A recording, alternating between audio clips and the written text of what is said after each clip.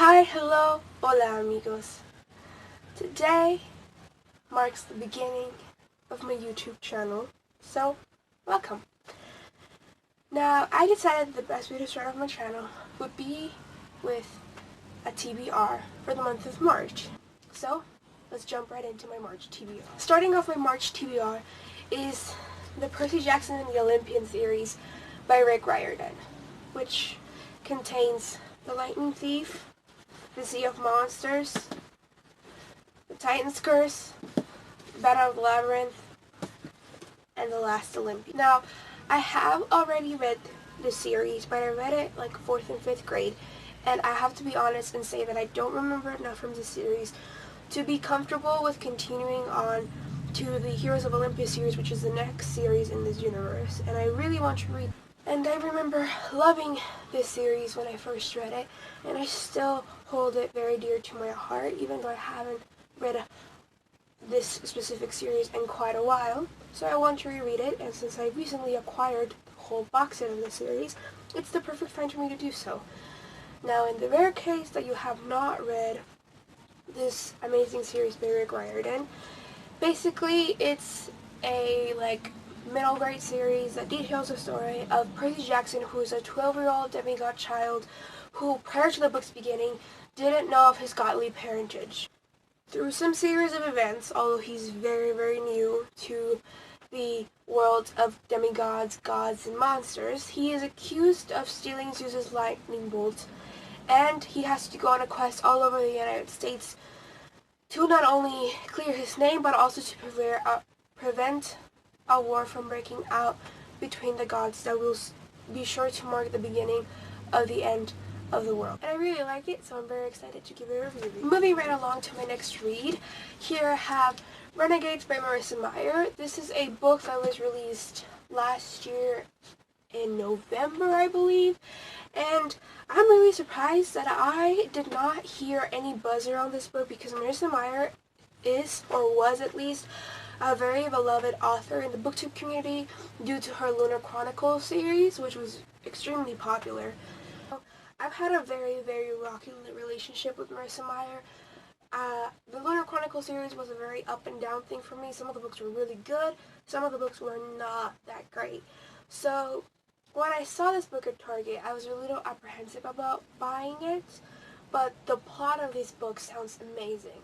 Basically, there is these two conflicting groups of people. One of them is the anarchists, and the anarchists were like the first individuals to put people with superpowers out there without them being stigmatized, and encouraging people to stop persecuting and stigmatizing people with super abilities.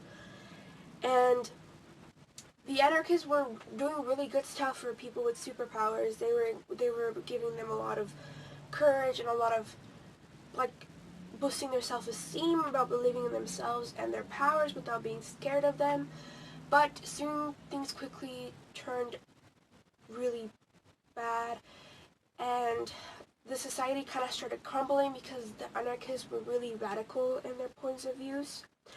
So then, as the society was basically in ruins, a group called the Renegades basically flourished. And they were also people with superpowers and superheroes, but they were more passive, and they were kind of trying to get rid of the anarchists. Basically, this story takes place in a world where the Renegades are now like the ruling power, but it's not like in the sense that they are like a government, it's just in the sense that they are like a very popular group amongst the regular folk. And then the story opens up with our protagonist, Nova, who has a really deep hatred for the Renegades, and she is out to seek vengeance against them, and she encounters this guy named Adrian, who has the complete opposite point of view from her towards the Renegades, and she kind of has to start questioning her alliances and where they lie, and if revenge is really the best way to go for her. So it sounds really interesting as someone who really likes superheroes and is very into the Marvel Cinematic Universe, but I'm also a little bit on the fence of it, but I'm actually really moving right along. I have here The Empress by S.J. Kincaid, which is the sequel to The Diabolic. Now, obviously, I can't tell you what the Empress is about because I would have to spoil the Diabolic, but I can give you a summary of the overall series so far. The Diabolic is a very high sci-fi series. We open up with Nemesis, who is a Diabolic, which means that she is basically a killing machine that was specially designed to protect this one individual who happens to be the daughter of a senator who is very, very pro-science in a society where the government wants to keep people as far away from science as they possibly can. Very soon into the story, the daughter of the senator receives an invitation to the royal court, and the family knows that if the daughter were to step a foot inside that court, she would be dead in a matter of weeks. So Nemesis, being her protector, is sent in her place and is trained to act like a human. Nemesis is able to get to the court just fine, and she has to basically infiltrate her way to try to find out what's going on inside the court and try to dismantle it from the inside. This book was really interesting to me. It was one of the best books that I've read in a really long time, and it was honestly a very solid standalone by itself. And from what I hear, it was supposed to be a standalone, but they decided to expand it, I believe, into a trilogy, which I don't really mind. I do want to see a little bit of development in the character of Nemesis and some other characters that come in further along the story. And I honestly thought it was a very smart YA book because of all the political intrigue and political plotting that was going on that not even the reader knew was going on. So I'm obviously really excited to read the sequel. Next, I have here a book that received some mixed reviews from a lot of booktubers that I trust with their reviews, like Emma Books, I believe, and Haley and Bookline, I believe, was another one that I saw comment on this book. And that book is Caraval by Stephanie Garber, which is Stephanie Garber's debut novel that was released last year. Like I said before, I've heard a lot of things that the plot seems really good, it sounds really great, but the book doesn't deliver on it. Basically, this book is about Scarlett and Tella, who are sisters, and Scarlett, being the eldest, has always dreamed of going to this event called Caraval, which is sold as this like once in a lifetime opportunity and a very magical event. However, Caraval has become an invite-only event, and Scarlett happens to receive an invite. She takes herself and her sister to the place where Caraval is being held that year. However, as soon as they arrive to where Caraval is being held, Tella is kidnapped, and Scarlett is told that Tella is playing an integral part in this year's Caraval, and that whoever finds her first will be a winner of an awesome prize. So Scarlett sets off to find her sister before the 5 nights of Caraval are over and before Tella disappears forever.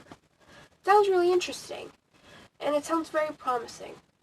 So I'm excited to read it despite the mixed reviews and mixed things that I've heard from very trusted. Moving right along here, I have The Fault in Our Stars by John Green.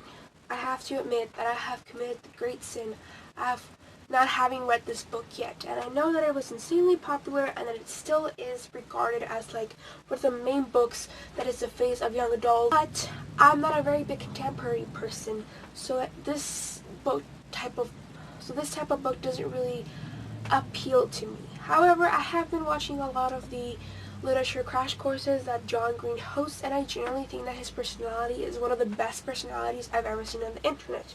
So I decided to give this book a chance because it's like his most famous book and seems to be his most beloved book. I have watched the movie already, so I know what happens in the story, but I know that it's also different from the actual book. And what I can tell you from what I know about the movie without spoiling anything, and from what I can tell from the synopsis of the book, is that it tells the story of Hazel, who is a 16-year-old girl who is diagnosed with terminal cancer and is encouraged by her doctor and mother to attend this cancer support group for kids. And here she meets a guy, and things kind of take off from there. They're kind of teetering the line of friendship and romance. And I remember genuinely liking the movie and it making me cry a whole lot. And it was a really cute story, so I'm hoping that the book will genuinely surprised me as a contemporary. The next 2 books on my TBR are part of the Illuminae Files trilogy by Amy Kaufman and Jay Kristoff, which are Illuminae and Gemina. I have already read Illuminae, but I have a really bad track record with series that if I don't read them immediately back to back or with a very minimal amount of time interval between picking up one book, I remember a lot of the details, or even if I don't forget much of the details, I still feel very unsatisfied when I'm reading the sequel, because I feel like all these little details that I don't really remember could really make the difference in me liking the story a whole lot more. So Illuminae is like a sci-fi series that deals with Katie, whose planet is invaded on a fateful day, and a lot of the citizens are killed off during this invasion.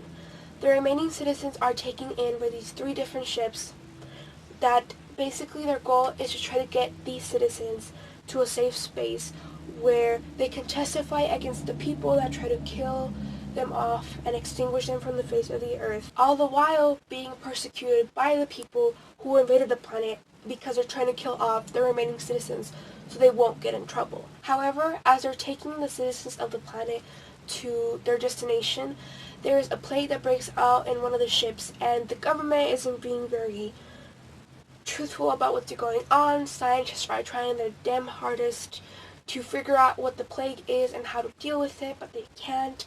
And Katie, who is very desperate and also a great hacker, enlists the help of her ex-boyfriend Ezra, who is in the main ship, also the military ship, because she believes that he has more access to information than she does, so she can piece together what is really going on.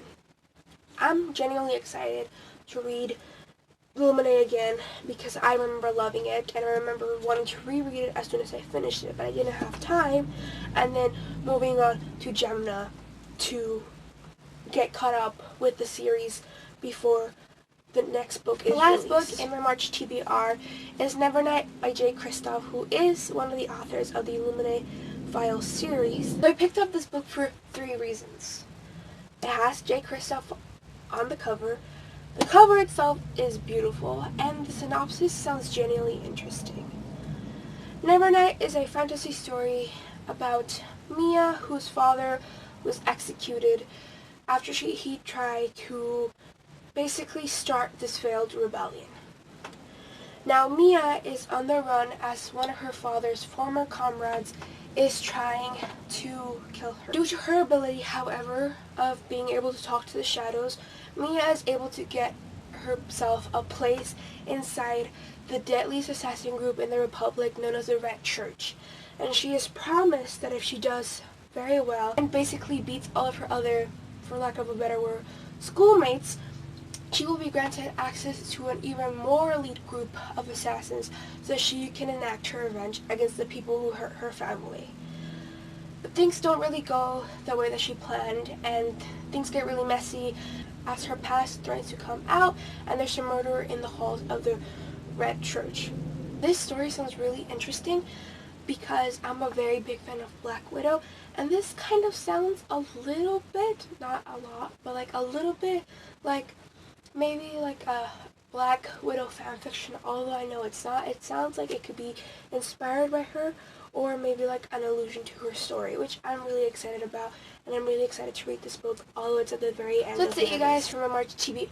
I know it's not as big as some other booktubers TBR, but I have not been reading actively for a couple of months already, and I'm a busy person. But I'm going to try my damn hardest to get through all, if not at least most of these books. Make sure you guys give this video a thumbs up, subscribe, and hit that notification bell so you're reminded of every time I post a new video. I'll also make sure to leave links to my social media down below, and also you guys can make sure to comment down below your on March TBR and what you want from this channel. Thank you guys so much for watching today's video, and I'll see you guys later.